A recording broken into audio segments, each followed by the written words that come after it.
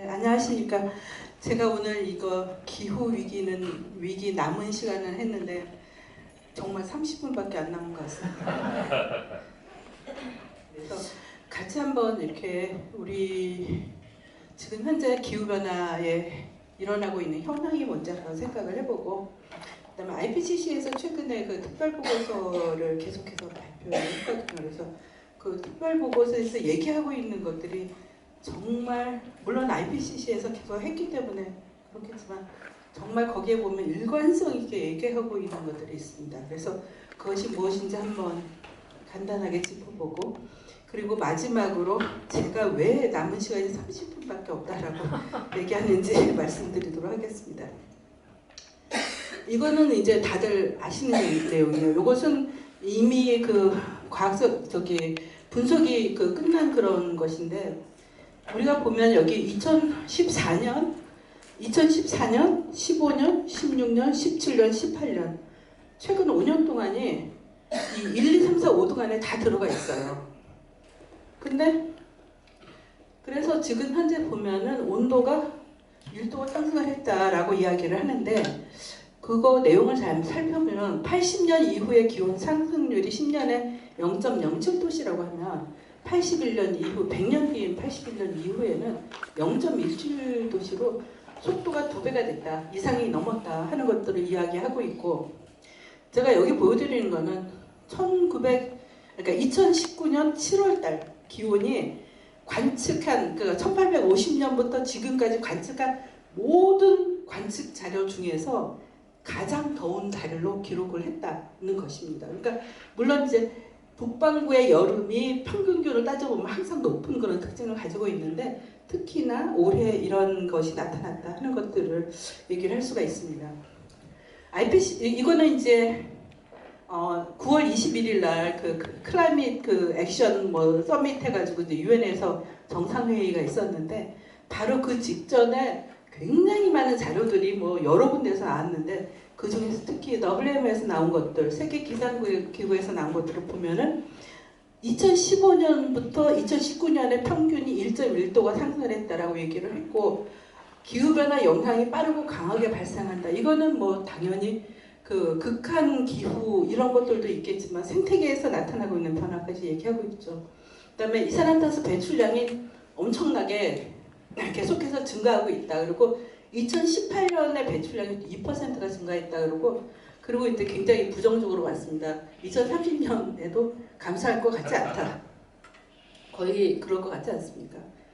그리고 이제 배출량을 우리가 감축하려고 그러면 이 도시에 대해서는 3배의 노력이 필요하다고 하면 1.5도씨가 되게 하려면 5배의 노력이 필요하다. 훨씬 더 힘들다 하는 것들을 이야기를 했습니다. 그리고 온실가스 감축을 하려고 그러면 어느 한 부분만 감축한다고 해서 되는 게 아니다 하는, 우리가 이미 다 알고 있는 그런 내용들이긴 하지만 이렇게 정리를 해서 그때 제시를 했던 걸로 기억이 됩니다. 그럼 2019년 7월 달에 보면은, 여기 보시면은요, 정말 특이한 게, 이게 애니메이션이 빠져가지고 지금 이렇게 되긴 했는데, 딱 익스트림 이벤트에 관련해가지고 2개의 그림밖에 없습니다. 하나는 이 빨간색, 뭐냐면 열파, 힐웨이브가 발생했다는 거를 보여준 거고, 그 다음에 여기 얼음이 있는 이 그림이 있죠. 이건 뭐냐면, 아무튼 빙하든 빙상이 이런 게 녹고 있다 하는 걸 얘기하는 겁니다. 딱 2가지. 온도가 폭염 현상이 전 세계에서 발생하고 있다는 것과 전 세계에서 얼음이 녹고 있다 하는 2가지를 얘기하고 있습니다. 그리고 아시다시피 이때 이제 프랑스에서 46도 정도까지 온도가 올라가는 아주 고온 현상이 발생을 했었죠. 작년에 우리나라도 역시 동아시아 같은 경우에도 그 폭염 때문에 정말 우리가 고생을 많이 했었거든요. 그래서 이때에도 역시 보면 마찬가지로 폭염하고 그 다음에 똑같은 그림입니다. 그러니까 위치가 조금씩 달라졌을지 모르지만 2019년 7월과 2018년 7월 7월 달에 항상 똑같은 익스트림 이벤트가 지금 나타나고 있다. 하나 달라진 게 있다 그러면 아마 허리케인일 겁니다. 태풍이나. 그게 2019년 19호 태풍 하기비스가 발생을 했었는데, 이거 보면은 굉장히 이게 강력한 5등급 태풍이거든요. 태풍의 눈이 정말 확실하게 드러나고 있죠. 그래서 이때 일본에서 100명 가까운 사람이 사망을 했었고요. 재산 피해도 어마어마하게 있었습니다. 그런가 하면 올해 또 있었던 것 중에 하나가 뭐냐면 도리안인데, 이 경우에는 그 바하마에서 43명이 사망을 했고, 정말 여기 그 피해를 보면은 완전 초토화됐다라고 얘기할 수밖에 없을 정도로 이렇게 발달했던 겁니다. 그래서 최근에 나온 거로는 이런 열대 폭풍 같은 것들이 발달이 점점 강해지고 강한 태풍이 자주 발생하고 있는 게 아닌가 하는 그런 얘기를 하고 있고, 올해 이제 특히 얘기하는 거는 이제 와일드파이어 또는 부시파이어라고 하는 산불의 문제인데, 캘리포니아는 기록을 보니까 2012년 이후 올해까지 8년 동안 계속해서 심각한 산불이 발생하고 있습니다. 그러니까 한 해도 빠지지 않았어요. 그러니까 그런가 하면은 아마존의 경우에도 마찬가지인데, 아마존의 경우에 이 그림이 좀 불을 끄면 좀 잘 보일 것 같긴 합니다. 4만 건 이상이 발생을 했는데, 그 영향을 받은 면적을 딱 보니까 우리나라의 10분의 1입니다. 우리나라 면적이 10만 제곱킬로미터인데 한 1만 제곱킬로미터 정도 영향을 받았다는 거고요. 시베리아 산불의 경우에도 작게는 3만 제곱킬로미터 또는 넓게는 우리나라 면적만한 면적이 영향을 받았다. 오늘 보니까 제가 보니까 그게 있더라고요. 그 호주에서도 뭐 대형 산불이 부시파이어가 해서 총리와 기상청이 뭐 서로 기후변화 때문이다 아니다 뭐 이런 얘기를 하고 있다 하는 그런 얘기를 본 것 같습니다. 그런가 하면은 이제 크라이오스피어라고 하는 데에서 나온 그런 적인데요.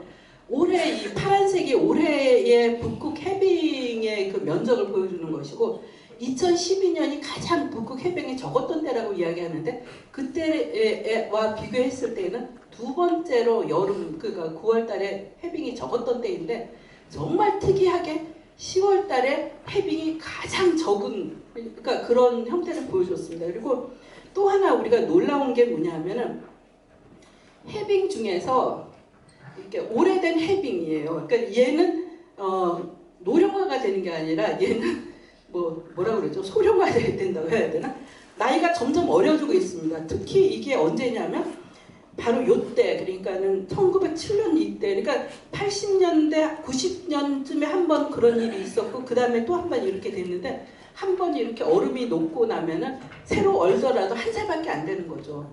그러니까는 그 얘기는 뭐냐면 두께가 얇아지고 있다는 걸 얘기하는 겁니다. 그러니까는 그 다음에도 쉽게 녹는 그런 걸 예견해 볼 수가 있고, 이 그림은 올해 제가 정말 가장 놀라운 그림 중에 하나였는데, 제가 보면은 이게 강아지들이 물 위를 걷고 있습니다. 이게 웬일이야, 기적인가 라고 생각을 했는데, 그게 뭐냐면 그린랜드에 얼음이 이렇게 빙상이 있는데 그 빙상이 녹은 거예요. 그러니까 물이 뭐 깊지는 않습니다. 그러니까 이 개들이 눈썰매를 끄는 게 아니라 얼음썰매를 끄는 게 아니라 물 위에서 물썰매를 끄는 이런 그림이 이게 6월 달에 찍힌 걸 거예요. 근데 이것들을 보면은 최근에 제가 보여드린 게 1990년에는 그린랜드 얼음이 녹는 양을 보면 이런 정도 녹았다고 하면은, 이게 2012년이 또 굉장히 많이 녹았던 때인데 2012년에 엄청나게 이렇게 녹았었고, 그 다음에 올해가 이렇게 녹았는데, 이 녹은 것들이 뭐와 관련이 되어 있느냐면 유럽의 폭염과 관련이 되어 있습니다. 유럽의 폭염이 발생을 하면은 어느 시간이 지나면 그 폭염의 영향이 그린랜드까지 영향을 미쳐서 갑자기 그린랜드 얼음이 녹는 이런 사태가 발생을 하거든요. 그래서 이렇게 얼음이 막 녹고 있다는 것들이 되게 중요한 것이고, 요게 나중에 이제 IPCC 보고서에 보면은 역시 같은 내용들이 반복적으로 나타나게 됩니다. 그리고 또 하나 놀라운 거는 바로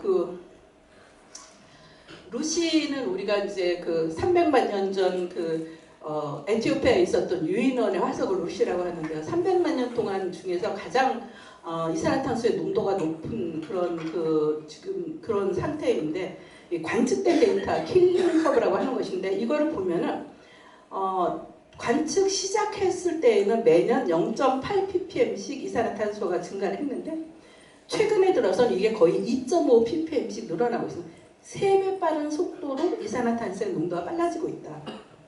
그래서 지금 2019년은 추정값입니다만 410 ppm 정도가 될 것이다 라고 생각을 하는데, 이건 이산화탄소의 농도입니다. 만약에 우리가 여기에다가 메탄이라든가 아산화질소라든가 기타 등등 온실가스, 그 다음에 심지어는 에어로솔에 의한 그 냉각화 효과까지를 포함해가지고 인류가 만든 그런 일종의 온실가스 상당 농도라는 걸 계산을 해보면 450ppm 정도 되거든요. 450이라는 숫자는 아마 여러분들 들어보신 적이 있을 거라고 생각이 됩니다. 450이 2도씨를 얘기할 때 450ppm 얘기를 되게 많이 하거든요. 그래서 이거를 제가 말씀드린 게 450, 지금 벌써 450ppm이래. 그러면 1.5도씨 안 된다는 얘기거든요. 2도씨가 되는 것도 지금 현재 2도씨 수준에 와 있는 겁니다. IPCC 보고서가 이제 특별보고서가 48차 총회 때 인천에서 작년 10월달에 채택이 됐는데 이때에는 이제 인간 활동으로 지구 평균 기온이 1도씨 상승을 했고 그다음에 온난화를 1.5도씨로 유지하기 위해서는 배출량을 45%, 2030년에는 45%, 2050년까지 제로로 해야 된다라고 얘기를 했고요.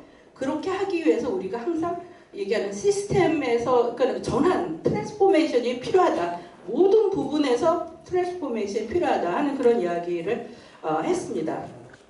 내용을 보면 1.5도 2도 때 그 극한 현상들을 보면 이제 1.5도일 경우에는 극한 폭염의 온도가 3도 정도 올라간다고 만약에 우리가 예상을 한다고 하면 2도씨가 되면 3도가 아니라 4.5도가 올라가 0.5도가 평균 기온이 올라가는데 폭염으로 봤을 때는 1.5도가 올라가는 그러니까 극한 현상의 크기가 굉장히 강해지는 그런 거를 얘기를 하고 있죠.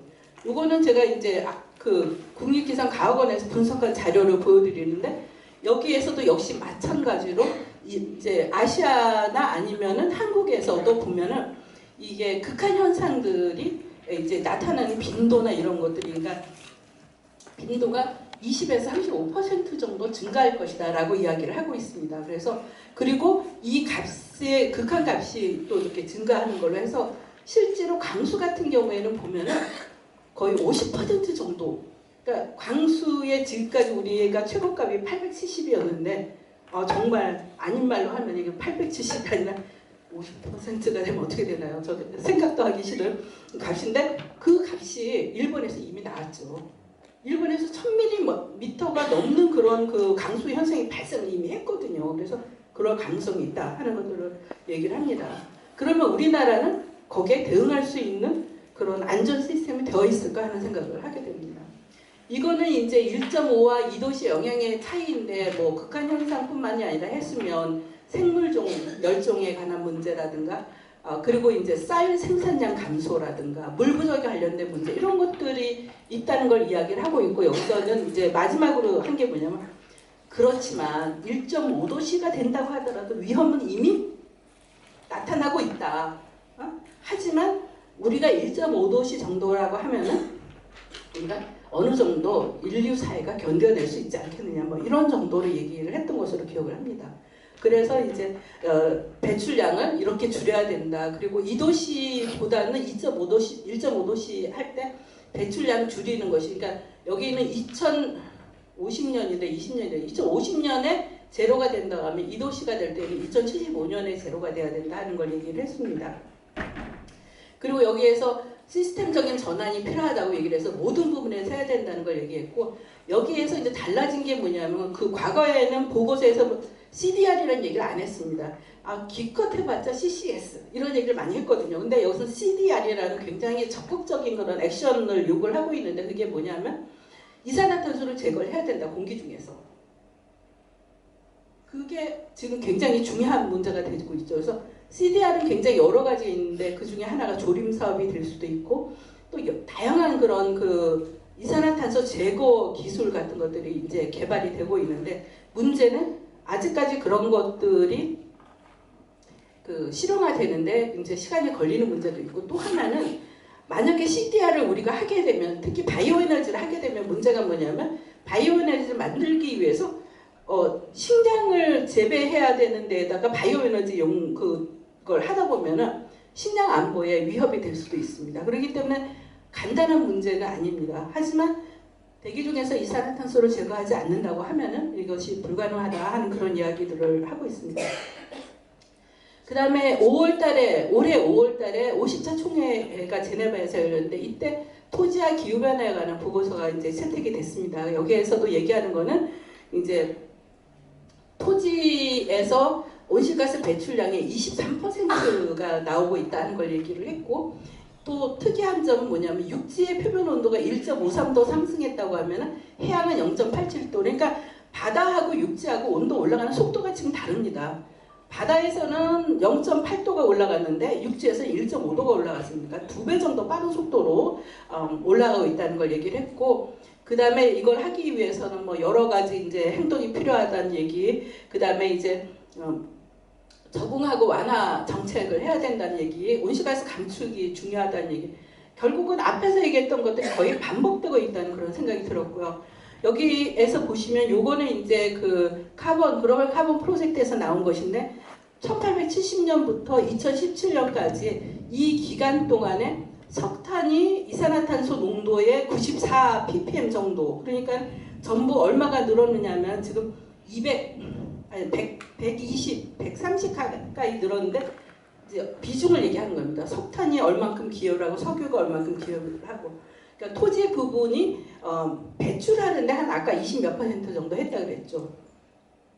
근데 다행히 토지는 또 이렇게 또 그 식생 광합성에 의해서 또 흡수하는 그런 역할을 하기는 합니다. 그래서 이런 식으로 우리가 이제 실제로 어디에서 나오는지를 볼 수 있는데 여기에서 보면은 석탄, 석유, 가스 이거는 가장 중요한 그런 그 부분을 차지하고 있습니다. 한 80% 정도가 여기서 나오는데 그러면은 이런 화석 연료에 대한 사용량이 어떻게 되고 있는지 우리가 지금 생각해 봐야 되겠죠.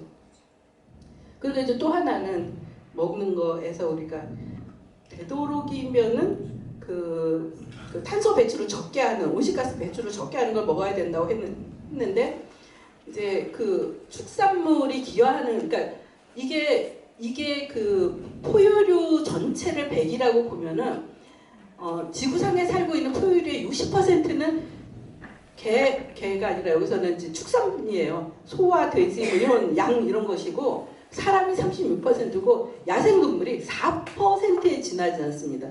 루시 때에는 당연히 100%가 야생이었죠. 그리고 여기에서 보면 이거는 이제 어쨌든 보는 관점에 따라 달라지기는 하는데 이 양고기라든가 소고기 같은 것들의 경우에는 실제로 같은 양에서 나오는 온실가스 배출량이 굉장히 크다는 거. 그러니까 제가 말씀드리고 싶은 거는 저도 솔직히 고기를 안 먹고 살기는 참 어렵다는 생각이 들고 가끔 생각이 납니다. 그러면은 돼지나 닭이나 이런 것들이 훨씬 온실가스를 적게 배출한다. 그러니까 우리가 고기를 먹을 때에도 어떤 고기를 먹을 것인가는 한 번 좀 고민을 해봐야 된다. 제가 요즘 양고기를 안 먹거든요. 그리고 이제 여기 보면은 그 각각이 이제 차지하고 있는 비중들에 대해서 나오는데 보면은 온실가스 배출이 총 농업 대비 기여율이 58%에 달합니다. 그런데 칼로리로 봤을 때 20% 정도거든요. 그렇다는 얘기는 다른 그 80% 정도가 온실가스 배출하는 양은 훨씬 이제 적다는 거죠. 그러니까 그런 것들 우리가 좀 고민을 해봐야 되지 않을까. 그것뿐만이 아니라 수질 오염, 대기 오염에도 이 축산에서 나오는 것들이 굉장히 많다는 것들을 얘기를 하고 있고요. 그 다음에 이제 해양하고 빈권에 관한 얘기 보고서가 나왔는데 이거는 이제 9월달에 모나코에서 이제 됐습니다. 그래서 여기에서 얘기할 때는 해수면 상승에 관련된 문제와 온난화가 가속화되고 있다는 거 아까 말씀드렸죠. 그리고 태풍이나 허리케인 같은 열대 폭풍이라든가 해양에서의 힐 웨이브라고 하는 고수한 현상이 이제 점점 강화되고 있다는 얘기를 했고요. 연안에서는 이제 이런 폭풍에 의한 거라든가 해수면 상승이라든가 이런 것 때문에 연안에서 위험도가 증가하고 있다는 얘기를 했습니다. 그리고 또 하나 중요한 거는 현재는 100년 재현 주기라고 생각하는 이런 극한 현상이 바다에서 이제 그 2050년이 되면 매년 100년 재현 주기가 1년 재현 주기로 바뀐다 하는 것들을 얘기하고 있죠. 그리고 역시 대응 방안은 당연히 뭐 협업이라든가 감축이 중요하다는 얘기 했는데 여기서 이제 표현하는 게 2,300년까지의 그 해수면 상승을 보여드리는 겁니다.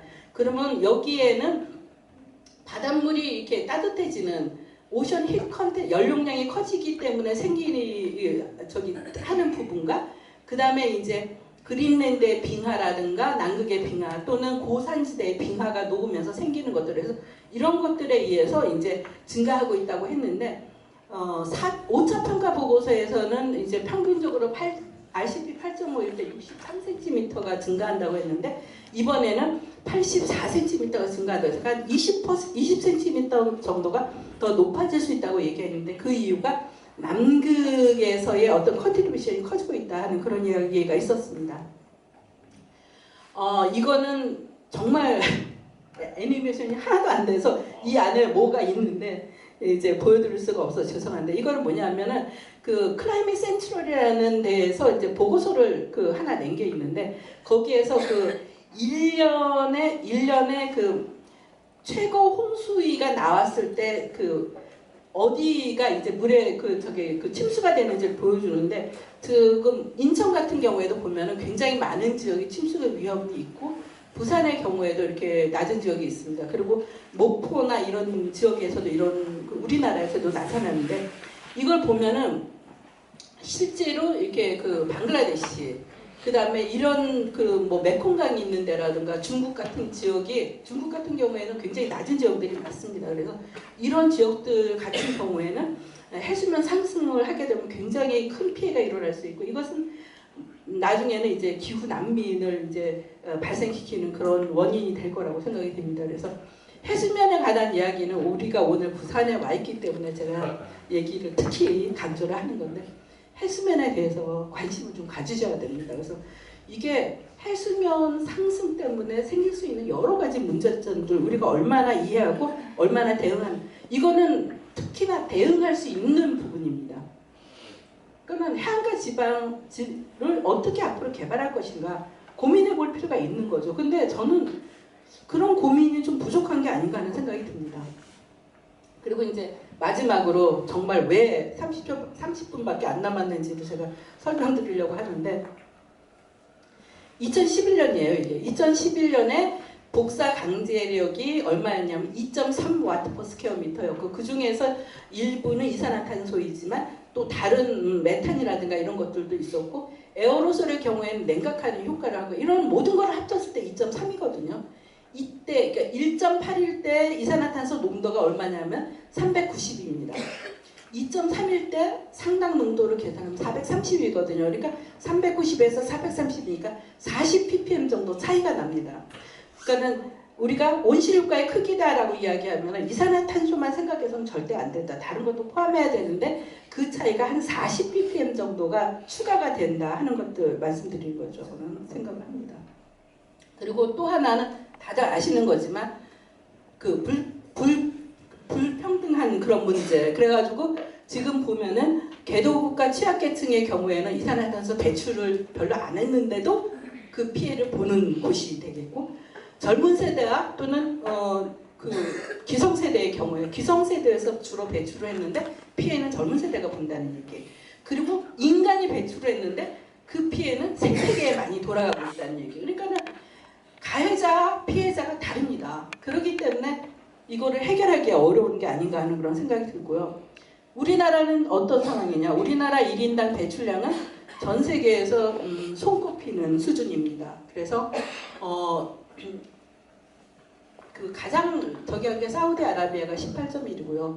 미국이 16.6, 우리나라는 12.4입니다.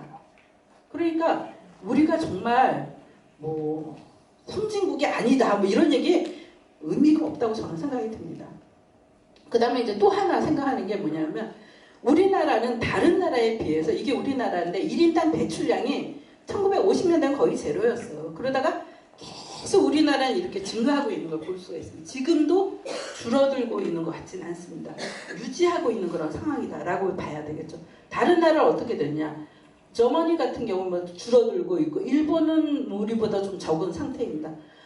유나이티드 킹덤 많이 줄었죠. 이렇게 되고 있습니다. 그러니까 뭔가 우리는 지금 1인당 배출량도 줄어들고 있지 않다는 거를 얘기를 해야 되겠고 그리고 또 하나는 이제 배출량을 얘기를 할 때 우리가 이 스피노버 뭐 이런 얘기 하잖아요. 뭐냐면은 중국에서 배출하는 이산화탄소 양 중에 상당히 많은 부분이 결국은 외국으로 수출이 된다.